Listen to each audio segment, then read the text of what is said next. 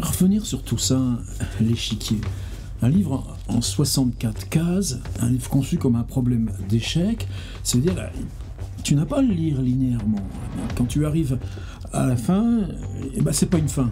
Alors, tu te vexes un peu après Toussaint, tu vas pas nous lâcher comme ça. Et oui, mais si une pièce aux échecs s'en va en diagonale, le fou, tout droit, la tour, ou biscornu, le cavalier, du 64, tu peux revenir au 48 ou au 23. Et peut-être que c'est à nous de faire le ménage formel intérieurement quant à la lecture comme linéaire. Simplement, ce qui se passe là dans le livre, c'est que dans tout le dernier tiers, il apparaît dans la logique du livre. On est à Beaubourg.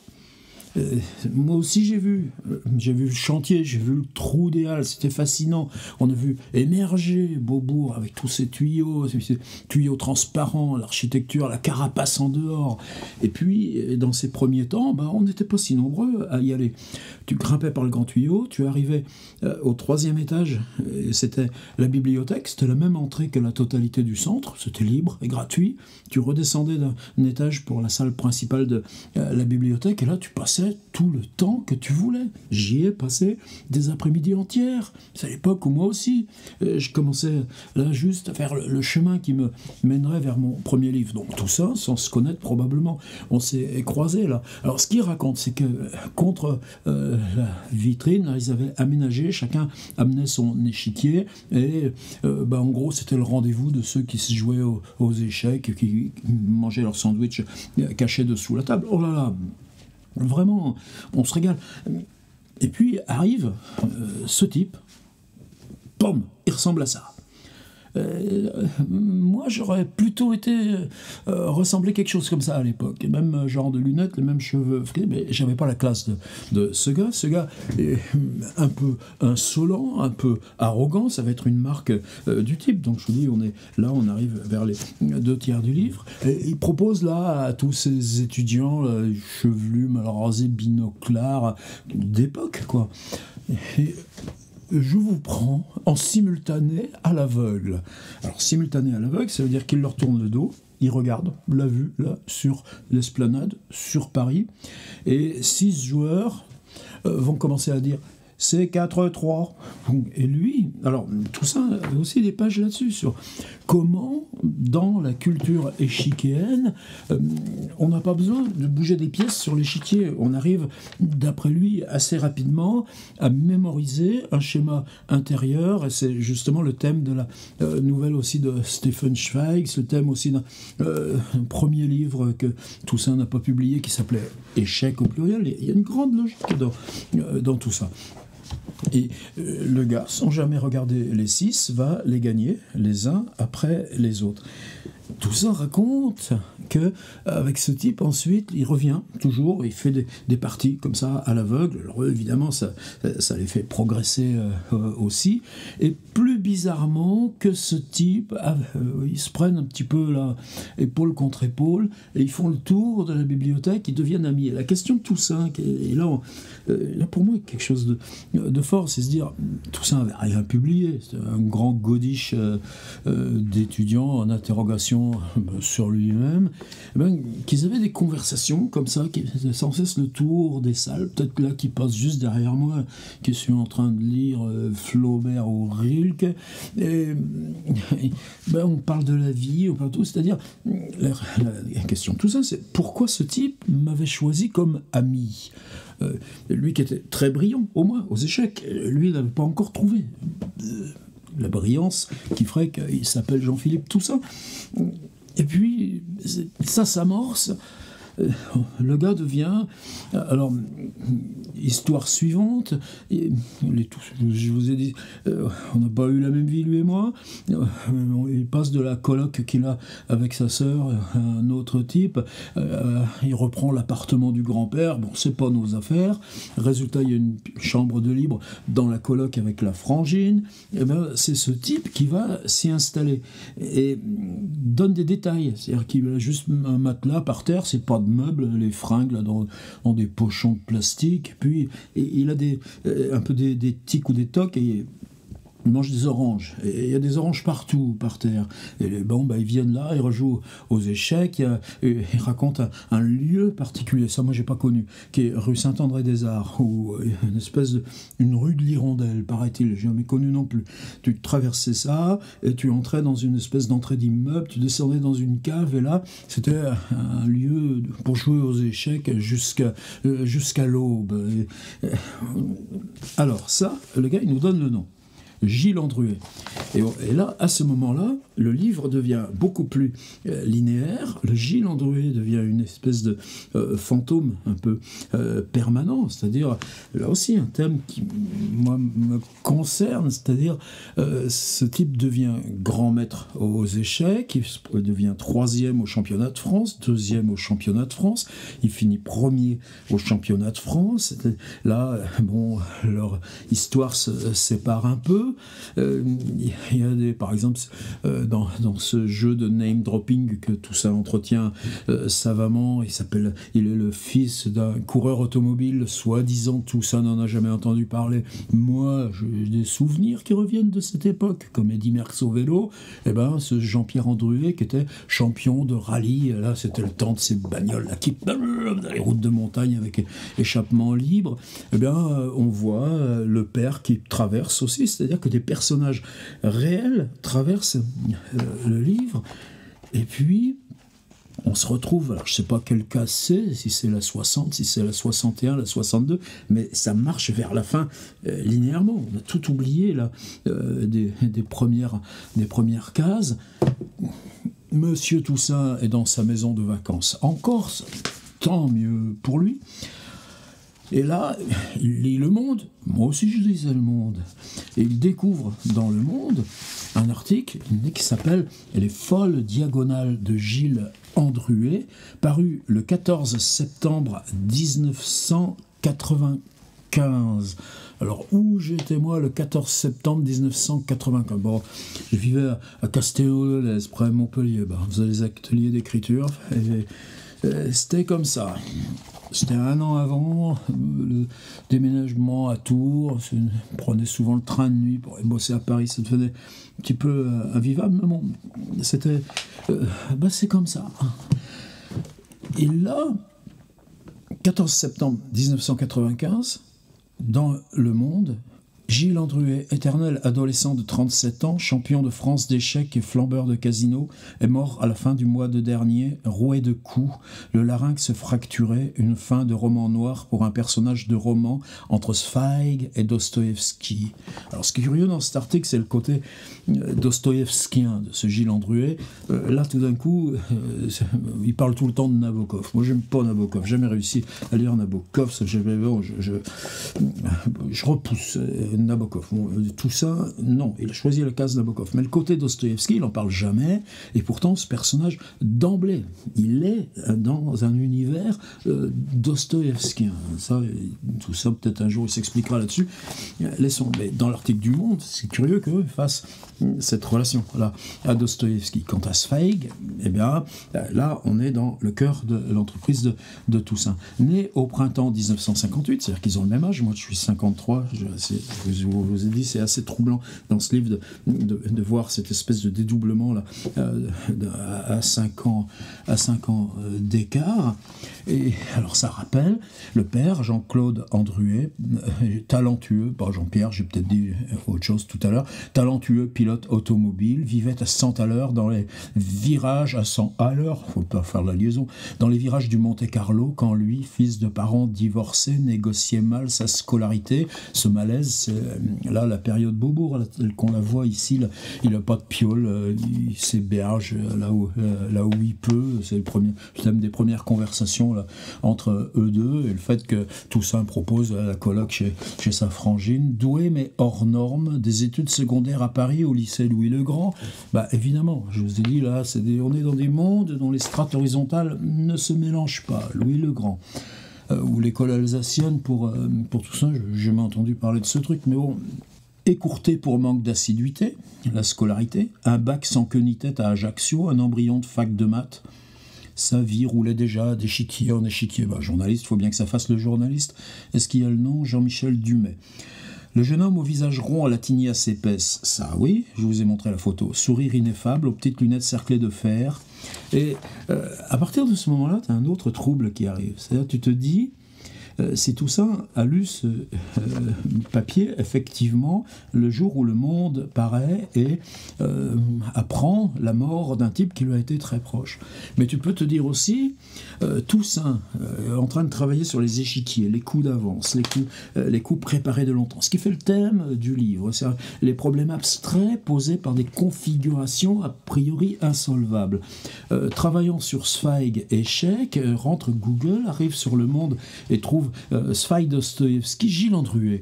À ce moment-là, les éléments, le père Jean-Claude Andruet, mais le sourire et la tignasse et la photo, mais petit à petit, là, le fait de pas avoir de piole, le fait qu'il fasse des parties à l'aveugle en simultané, ce qui est assez bizarre aussi, c'est qu'il dit son ordinateur portable ne le quitte plus. Ça, tout ça évacue ce truc-là. Mais en gros, si tombait sur ce papier dans Le Monde, par hasard, qu'il fasse comme moi, tiens, tu le lis parce que tu as l'abonnement, et je crois que tu fais pomper, ça te sort en tirage, c'était plus commode pour la vidéo, et tu te dis, avec ce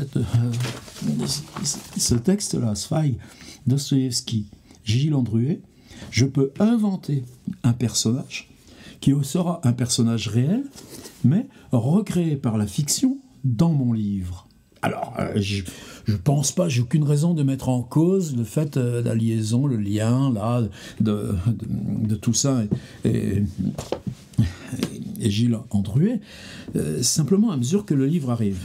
On a une suite d'autres figures. Donc les scènes de Beaubourg, là, elles ne sont pas dans l'article, mais elles sont dans la bio réelle de tout ça, comme le petit caveau.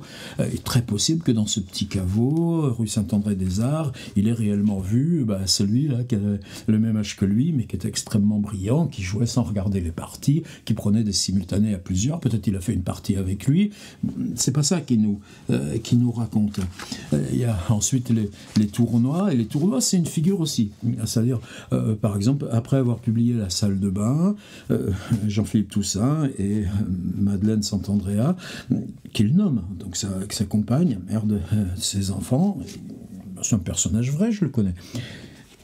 Ils s'en vont à Londres assister à un grand tournoi d'échecs, c'est la première fois.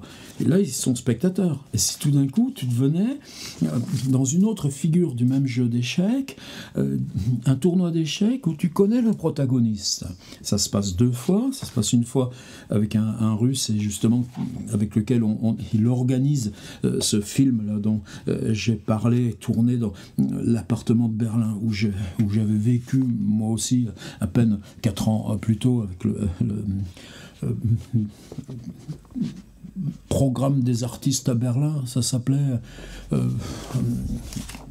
et la légende de Gilles Andruet, toujours, qui veut que plusieurs fois il balance ses pelures d'orange sur le jeu.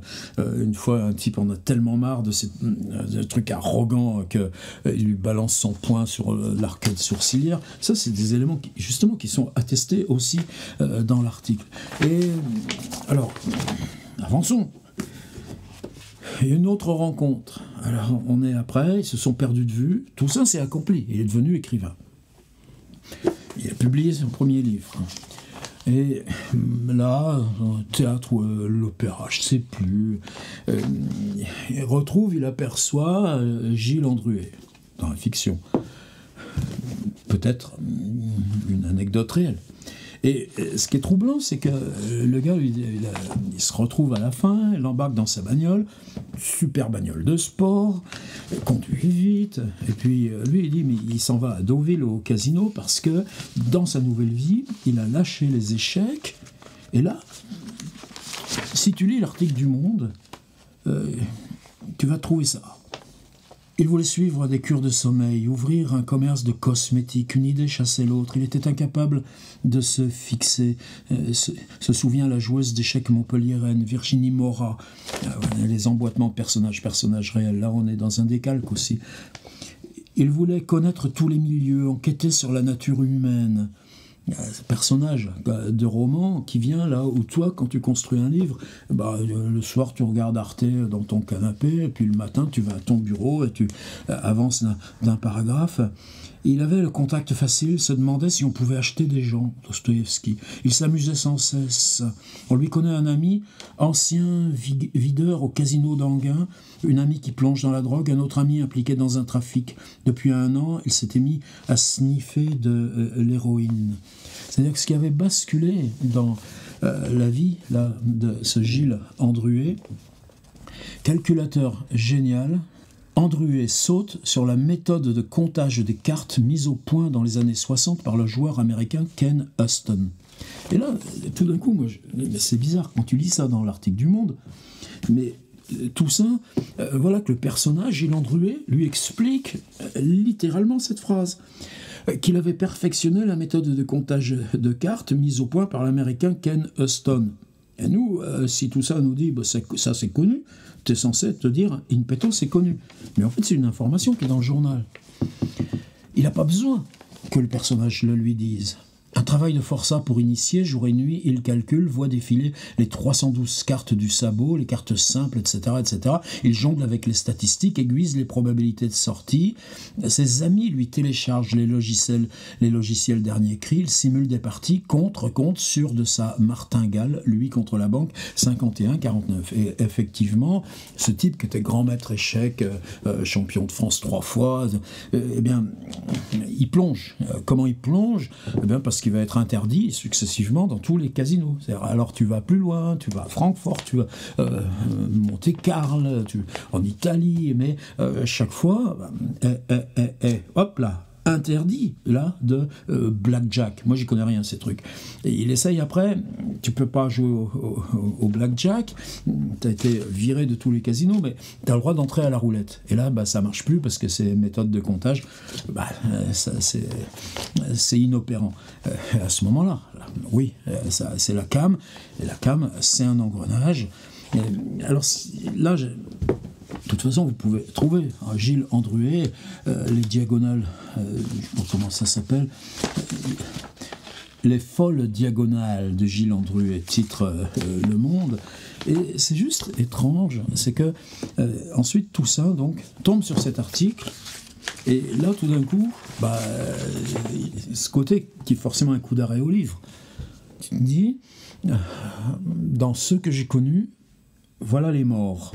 Ce qu'il avait déjà fait une fois, il avait amorcé cette figure quand il était interne en terminale, je sais pas, dans la banlieue chic là, de Paris, mais qu'un des copains n'était pas revenu d'un voyage au Maroc, où il était parti rejoindre son père, je sais pas quoi. Donc la question de ces morts qu'on traîne après soi est déjà présente dans le livre. Mais celui-ci, c'est un double qui justement est celui qui probablement autorise soi-même comme écrivain dans cette compétition prise comme ça.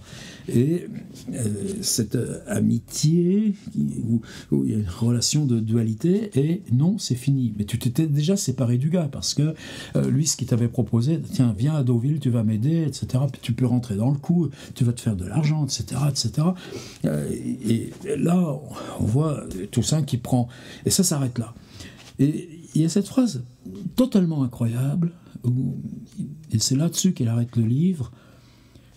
C'est la dernière fois que je l'ai vu. J'ai appris la mort de Gilles Andruet. 4 ans plus tard, j'étais en Corse. Je suis tombé sur un titre du Monde qui a attiré mon attention, Les folles diagonales de Gilles Andruet. Pas de fiction, je suis tapé ça, je l'ai trouvé tout de suite. Je n'ai pas compris tout de suite. Dans un premier temps, j'étais même heureux de trouver le nom de Gilles Andruet dans le journal. Je me réjouissais de lire un grand article qui lui était consacré. J'ai continué à lire, les yeux fixes, le journal dans les mains, peinant à avaler ma salive. L'article annonçait que Gilles Andruet avait été assassiné. Il avait été battu à mort. Et là, je vais y revenir. On avait retrouvé son corps au bord d'une rivière. Je vais y revenir. Il avait 37 ans. Par la suite, au fil des années, j'ai continué de lire les articles consacrés à l'affaire Andruet. J'ai suivi de loin les multiples procès. Le dernier procès de Gilles Andruet, c'est le type, un type qui s'appelle Sacha Roule, qui avait été, disons, mis dans le coup, l'histoire de dealer, tout ça, dès en fait les premières enquêtes. C'est 19 ans plus tard qu'il est jugé et enfin acquitté. Je suis innocent, Madame le Président. Et c'est la dernière occurrence de Gilles Andruet dans Le Monde. Et là, il y a ça. Je ne veux pas parler de ça, je n'en parlerai pas, je ne veux dire de Gilles que la trace vivante qu'il a laissée dans sa mémoire. Et en même temps, il en fait trop. C'est-à-dire, je ne parlerai pas de ça. Il y avait pourtant là un sujet, entre guillemets, pour l'écrivain que je suis, mais c'est peut-être précisément le fait qu'il y ait un sujet qui m'arrêtait. Si aujourd'hui je me décide enfin à écrire sur Gilles Andruet, c'est en évitant soigneusement le sujet évident que pourraient constituer les circonstances de sa mort. Et le livre s'arrête. Alors je vous dis, c'est un arrêt, mais à considérer dans un livre surface. Surface comme un échiquier, un jeu d'échecs. Et il y a un texte qui manque, c'est-à-dire qu'il nous cite un texte, et le texte, il l'interdit là. En même temps, juste ça, il avait été battu à mort, et là, dans Le Monde, il a été battu, etc. Roué de coups, le larynx s'est fracturé. C'est dur. Et lui, il ajoute à coups de batte de baseball. Et ça, c'est ni dans cet article, ni dans celui-ci. Donc, il y a des sources qu'il a utilisées dont il ne nous fait pas part. Et donc, vous voyez qu'il y a une construction de fiction, même là, dans ces toutes petites choses. Et il nous dit aussi enveloppé dans une alaise. Vous savez, c'est ces trucs-là qu'on met, ces trucs étanches qu'on met sur les matelas. Je crois même pas que ça s'appelle alaise maintenant, A-L-A-I-S. Enfin, le mot à l'époque, pour ceux de ma génération, était courant. Ça, c'est effectivement là, dans les articles que tu trouves. Par contre, il y a ce détail très bizarre qu'il est abandonné, non pas au bord d'une rivière, mais dans une étendue d'eau, dans 40 cm d'eau. Et ce qui est bizarre, c'est que les articles, là, le fait que ce corps abandonné soit dans 40 cm d'eau, ça devient une rémanence d'image, comme la figure de Nerval sous la lanterne dans son suicide. Et lui, il dit, dans une rivière. Il gomme cette image et il en ajoute une autre, à coup de batte. Là, après, je ne veux pas reprendre trop les détails. Mais tu crées une absence de texte comme trou dans la fiction qui l'arrête, puisque c'est la fin, et qui t'oblige à prendre le livre comme n'étant pas linéaire. Et ce texte qui est absent, puisqu'il nous donne les références dans Le Monde, les folles diagonales de Gilles Andruet, la date 95, et qu'en même temps, il nous le retire, et qu'on découvre qu'avec cet article, tu aurais pu créer dans le livre exactement le même personnage, même si tu ne l'avais pas connu.